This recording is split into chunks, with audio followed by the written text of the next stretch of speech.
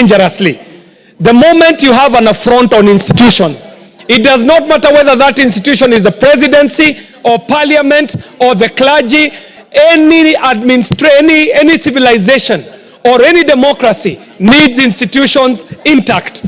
Madam Speaker, we have a great example in a country called Sudan. Sudan went down the route that we want to go now. They broke down their institutions.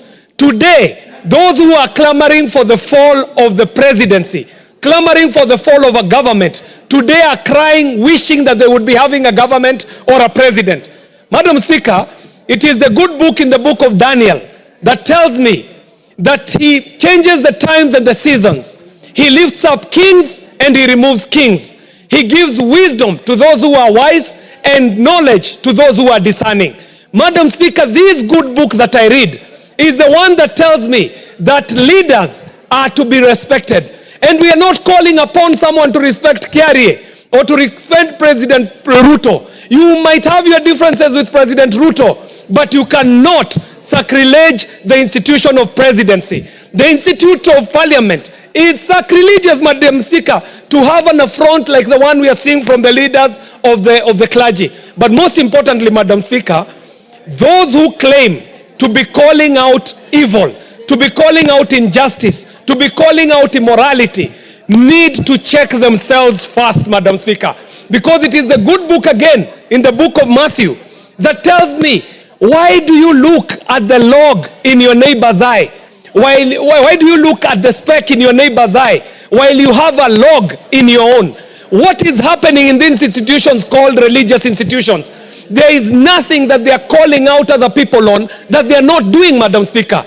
There is immorality in our churches. There is theft and thievery in our churches. There is a lot of evil things that are happening there. So, Madam Speaker, the point here is, let the politics be done by politicians and let the clergies be true to the call that they are called to. And it is very clear in the Bible, the place of the religious leader and the place of the political leader. Because we have not traded places. We are not in the altars of churches preaching.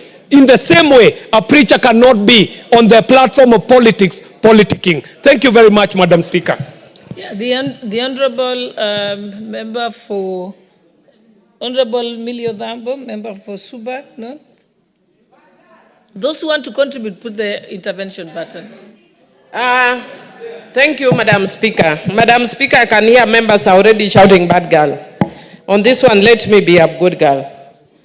Madam Speaker, even though I listen and hear what my other members are saying, but I actually want to say that there are a few areas where I disagree. When the voice of the church is silent, the nation suffers. And Madam Speaker, I want to say that I agree with the church that they must speak and must call out evil. And it is indeed unfortunate that we find ourselves in a situation where members of parliament can actually be talking back and forth with the church. Did the members of parliament bring this? No. The church brought it upon themselves. And Madam Speaker, they brought it upon themselves that if you look at the last election, the church was very partisan. The church classified my party leader a demon and a devil. And they are not God, because only God knows the heart of man. You told us as the church that President Ruto was ordained by God. When did God unordain him? Or were you listening to yourselves and not to God? This is a very serious issue. The church has a place, a very special place in society. And when you cede that position to politicians, the society loses it. That is why we have femicides, things that the church should address. That is why we have rogue youth talking toxic to politicians. That is why you have people disrespecting others, because the church has decided to take politics ahead of their God-ordained duty. I want to encourage the church leaders to look at Matthew chapter 15, when the Pharisees and the teachers of the law went to confront Jesus and what they told Jesus. Because my time is up, I just want to say that if they look at what is in the book of Matthew, Jesus told them, Matthew chapter 15, they can read all of it, but Jesus told them, these people honor me with their lips, but their hearts are far from me. The church needs to do serious soul searching and bring the country back to its moral and rightful place. Thank you, Honorable Jeanette, for bringing this. The Honorable Member for Seme, Honorable James Nyikal. Thank you, Madam Speaker. We are talking about a very, very important issue in the country. And I thank Honorable Jeanette for bringing this. It is true, when I walk around, I don't feel proud as a member of Parliament because of the things I hear. The church is calling us out. They may not themselves be right, but I think we want to take one thing. We are elected to represent the people. We carry the burden of the people. Indeed, if a society goes wrong, that same society will appoint at the people it has elected, not realizing that the people may be representing the society as it is. So when we are being called out, there may be something. And as much as we would like to call on the church, I'll end up by saying one thing and suggesting to our leadership two things. Do we have a public relations department that actually looks at the issues and points out what is it that is going on? I think we should engage that. Number two, I think the leadership in this house should actually commission a very serious study and go to the public and find out why is the public feeling as it does about us. When those facts are available, we as representative people, as leaders, must face them squarely and address them. I don't think we are angels. And instead of bashing the church publicly, loudly like this, we should also look at ourselves. I think both sides of the society, there's a problem. We should look at ourselves, the church should look at themselves and find out. And as leaders, it is our duty to lead in this process and find out why the church is talking as it is talking about us and face those issues that we'll find out. Thank you, Madam Speaker. The Honorable Sabina Chege. Thank you, Madam Speaker. And I want to thank Honorable Jeanette for bringing that motion. And I concur with many things that I don't want to repeat what my colleagues have said. But Madam Speaker, I want to say something here that maybe no one has said. That this House also deserves to respect itself. Madam Speaker, we have had our own colleagues going out there, accusing us on all sorts of manner of things. And Madam Speaker, I have not seen anything happening to those members. I want to call upon the Speaker of this House, and I would have loved to speak when he was here, that it is time to crack the whip. Madam Speaker, we have had members of this House going to the same churches, and I respect the church so much, and we are all members of different churches, so we do not disrespect the religious leaders. But they have gone on the same altar. They have lied. They have said members of this House have been given money. They have written, and my friend Koibori was here, and he ran away when I told him I actually want to name him here. And Madam Speaker, we have powers and privilege committee.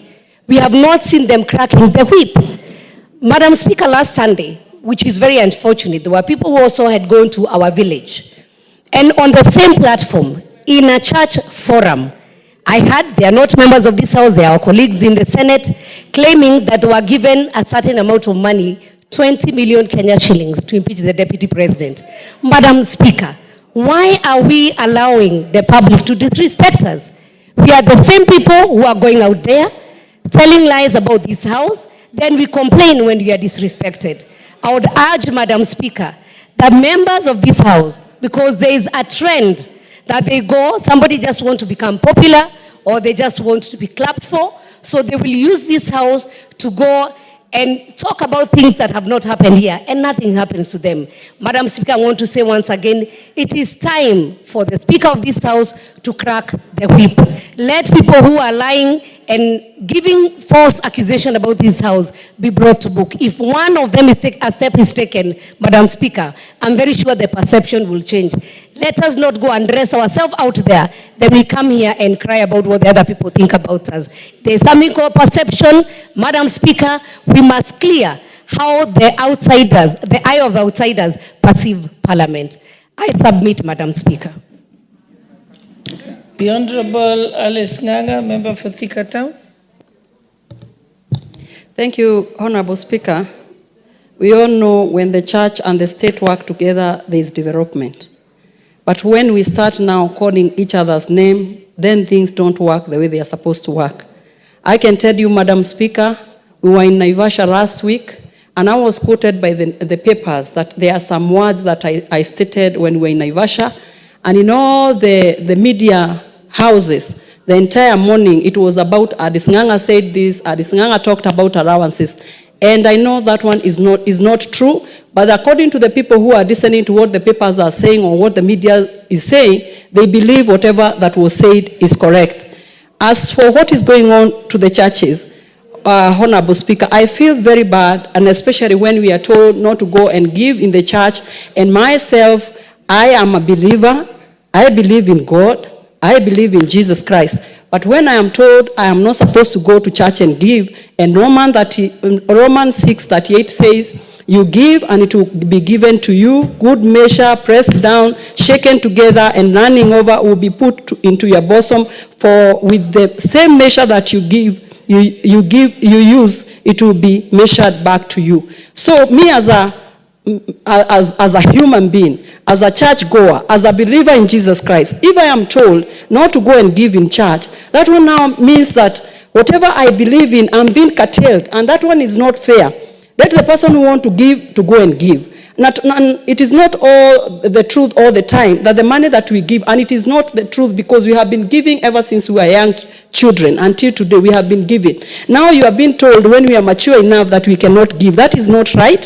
And I want to say this. It is wrong when you tell the members of Parliament, we have families, we have homes, we have values, we have morals. So when we are being told that we cannot give in church, we cannot participate in church because maybe something has happened at the floor of the house. When we come here, we are doing what we are elected to do, to pass laws. Whether they favor you or you are happy with them or not, that is not in your position to tell me that I should not go to church. It is wrong to tell members of Parliament they should not visit church. It is very wrong, and let our God only be the judge, not a human being. You know, the Bible says that a caste is a person who put their trust in a man. We should all put our trust in God and God alone. Even the prophecies that are going across, they are being prophesied for members of Parliament. I should tell them, please don't believe in those prophecies. Just trust in your God. Just trust with your prayers. Keep on praying. Our God will be the judge at the end of the day. Thank you very much. I think lastly, let me give the Honorable Member for Bamachoge Chache.